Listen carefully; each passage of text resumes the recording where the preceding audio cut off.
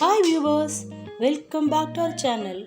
இன்றைக்கி நம்ம இந்த வீடியோவில் என்ன பார்க்க போகிறோம் அப்படின்னா, லேசி சிக்கன் ரெசிபி. என்னங்க இது நேமே புதுசாக இருக்குன்னு பார்க்குறீங்களா? ஆக்சுவலாக இங்கே சிக்கன் லேசி கிடையாது.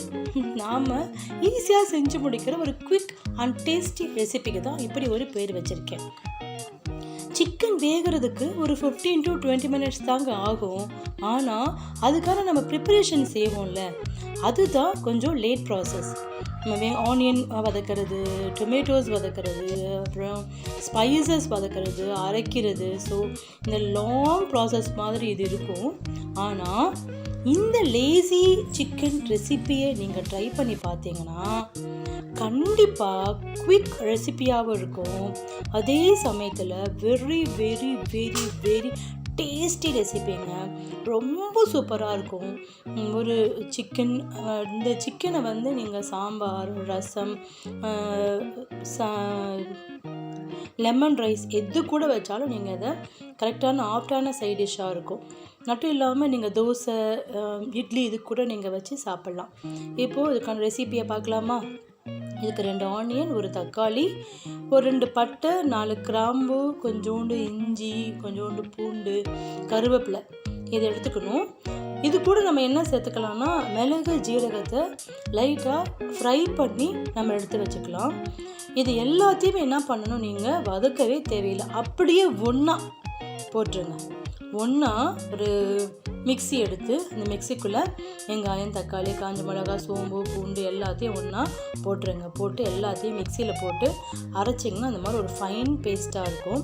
இந்த பேஸ்ட்டை நீங்கள் திறக்கும் போதே ஒரு ரா ஸ்மெல் இருக்கும். இதில் நம்ம எதையுமே வதக்காமல் அரைச்சிருக்கோம், ரா ஸ்மெல் இருக்கும். இப்போ கடாயில் இந்த பட்டை, மீதி ஒரு பட்டை, ஒரு லவங்கம், காஞ்ச மிளகா, கருவேப்பிலை இது எல்லாத்தையும் என்ன பண்ணணும், நீங்கள் போட்டு ஒரு லைட்டாக ஃப்ரை பண்ணிக்கோங்க இந்த கடாயில். இது ஃப்ரை ஆன உடனேயே என்ன பண்ணணும், நம்ம மிக்சியில் அரைச்சி வச்சுருக்கோம்ல அதை வந்து கொஞ்சம் கொஞ்சமாக போட்டு வதக்கணும். இது லோ ஃப்ளேமில் வச்சு செய்யுங்க. ஹை ஃப்ளேமில் வச்சிங்கன்னா போட்டோன்னா பயங்கரமாக புகை வரும். அதனால் ரொம்ப லோ ஃப்ளேமில் வச்சு இதை செய்யுங்க. இது என்ன பண்ணணும், இதை வதக்கணும். இது நீங்கள் ரொம்ப வதக்கணும் அப்படின்ற அவசியம்லாம் கிடையாது. லைட்டாக வதக்கினா போதும். நீங்கள் அந்த தக்காளியில் இருக்கிற தண்ணி இருக்குது பார்த்தீங்களா, அது மட்டும் சுண்டுனா போதும். நம்ம இந்த ரெசிப்பியில் கடையில் வாங்கின எந்த ஒரு பொருளையுமே நம்ம ஆட் பண்ணலை. கரம் மசாலா தூளாக இருக்கட்டும், சிக்கன் மசாலா தூளாக இருக்கட்டும், கபாப் மசாலா தூள் எதையுமே நம்ம யூஸே பண்ணலை. இந்த சைடில் நாம் என்ன பண்ணுறோம் அப்படின்னா, இந்த சிக்கன்லாம் நல்லா வாஷ் பண்ணி எடுத்து வச்சுக்கிறோம். அந்த மசாலாவில் இருக்கிற தண்ணி ட்ரை ஆகிற வரைக்கும் இதை நாம் சிக்கனை கழுவி எடுத்து வச்சுக்கிறோம். பாருங்கள், தண்ணி ட்ரை ஆன மசாலா இப்படி தான் இருக்கும். இப்போது இது நல்லா எவ்வளோக்கு இதில் தண்ணி சொண்டுதோ அந்த அளவுக்கு உங்களுக்கு டேஸ்ட் இன்க்ரீஸ் ஆகும். அப்படியே நீங்கள் போட்டாலும் அது வேறு டேஸ்ட் கிடைக்கும்.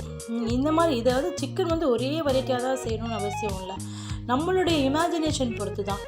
இது கூட நம்ம என்ன போடுறோன்னா, 1 ஸ்பூன் மிளகாத்தூள், 2 ஸ்பூன் தனியாத்தூள், 1/2 டீஸ்பூன் மஞ்சத்தூள் போட்டு இதை என்ன பண்ணுறோம், நம்ம நல்லா வதக்கிக்கிறோம். அதுக்கப்புறம் இது கூட நம்ம மஞ்சத்தூள் போட்டு வாஷ் பண்ணி வச்சுருக்கிற சிக்கன் பீசஸை எடுத்துக்கிறோம். நான் ஒரு 1/2 கிலோ தான் வாங்கினேன், சும்மா உங்களுக்கு காமிக்கிறதுக்காக. இப்போ இதெல்லாம் என்ன பண்ணணும், அந்த மசாலா கூட சேர்ந்து மிக்ஸ் ஆகிற மாதிரி நல்லா ஃப்ரை பண்ணணும், நல்லா மிக்ஸ் பண்ணணும், எல்லாம் மிக்ஸ் ஆகணும். மிக்ஸ் ஆக ஆக தான் அந்த டேஸ்ட் வந்து அந்த சிக்கனுக்குள்ளே போகும். ஒரு டிப் உங்களுக்கு என்ன நான் இப்போ கொடுக்குறேன்னா, எப்போவுமே ஸ்டார்ட் பண்ணும்போது லைட்டாக உப்பு போட்டு ஆரம்பிங்க. நீங்கள் குழம்பை இறக்குறதுக்கு ஒரு 10 மினிட்ஸ் முன்னாடி மீதி உப்பை போடுங்க. ஏன்னா அது வந்து நம்மளுடைய சால்ட் கன்சம்ஷன் வந்து ரொம்ப கம்மி பண்ணும். உப்பு வந்து ஒரு குழம்புக்கு எந்த அளவுக்கு தேவையோ அந்த அளவோட கொஞ்சம் கம்மியாக நம்ம அதை யூஸ் பண்ணாலே போதும். ஏன்னா நம்ம இறக்குற சமயத்தில் போடுறதுனால உப்போட கன்சம்ஷன் ரொம்ப கம்மியாக இருக்கும். முன்னாடியே போட்டுட்டிங்க அப்படின்னா எல்லாத்துலேயுமே உப்பு ஊறி உப்போடைய ஒவ்வொரு டைமும் நம்ம உப்பு எடுக்கிற அளவு வந்து அதிகமாகும். இப்போ இங்கே சமையலில் நம்ம அந்த அரைச்சோம்ல, அந்த அரைச்ச அந்த மிக்சியை கழுவி அந்த மீதி இருக்கிற அந்த கிரேவியும் அதில் ஊற்றிக்கிறோம், இந்த தண்ணியையும் அதில் ஊற்றிக்கிறோம். இது ஜஸ்ட்டு அந்த தண்ணி வேஸ்ட் ஆகக்கூடாது, இந்த மசாலா வேஸ்ட் ஆகக்கூடாது அப்படின்றதுக்காக நம்ம ஊற்றுறது. இதை ஊற்றணுன்ற அவசியம் கூட கிடையாது.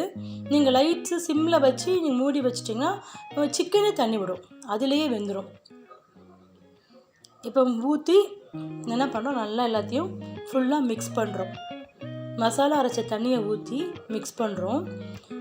சில பேருக்கு மசாலா ஸ்மெல் அதிகமாக பிடிக்கும், அப்போது நம்ம அதிகமாக மசாலா யூஸ் பண்ணிக்கலாம். சில பேருக்கு மசாலா ரொம்ப கம்மியாக பிடிக்கும், அவங்க கம்மி மசாலா யூஸ் பண்ணிக்கலாம். சிக்கனை பொறுத்த வரைக்குமே நீங்கள் எப்போவுமே பூண்டு அதிகமாக யூஸ் பண்ணிக்கோங்க. பூண்டு நீங்கள் அதிகமாக யூஸ் பண்ணிங்கன்னா சிக்கனோட டேஸ்ட் வந்து இன்க்ரீஸ் ஆகும். இப்போ நாம் கல் உப்பு போடுறோம். தேவையான அளவு கல் உப்பு போட்டு நல்லா எல்லாத்தையும் சேர்த்து மிக்ஸ் பண்ணணும். என்னடா குழம்பு முடியும் போது போட சொல்லிட்டு நடுவிலே போட்டுட்டாங்களே அப்படின்னு நினைக்காதீங்க. எனக்கு ஒரு அர்ஜென்ட் ஒரு ஒர்க் இருக்குது, அதனால முன்னாடியே இதை முடிச்சிடுறேன். அவ்வளோதான். இதை நம்ம போட்டுட்டு மூடி வச்சுட்டு டைமிங்ஸ் ஃபிக்ஸ் பண்ணிக்கோங்க. ஒரு 15 மினிட்ஸ், அவ்வளோதான். இது எல்லாமே சேர்த்து செய்கிறதுக்கு 15 மினிட்ஸ் தான் ஆகும். சிக்கன் சீக்கிரம் வெந்துடும். நம்ம கொஞ்சம் எக்ஸ்ட்ரா வேக விடணும். ஏன்னா எப்போவுமே நான்வெஜ் வந்து கொஞ்சம் அதிக நேரம் வேகிறது தான் உடம்புக்கு நல்லது. அதே இது நம்ம வெஜிடபிள்ஸ் இருந்தால் ஹாஃப் பாயில் எடுத்து நம்ம சாப்பிடலாம். ஆனால் நான்வெஜ்ஜை பொறுத்த வரைக்கும் கொஞ்சம் கூடுதல் நேரம் வேக வைக்கிறது நல்லது.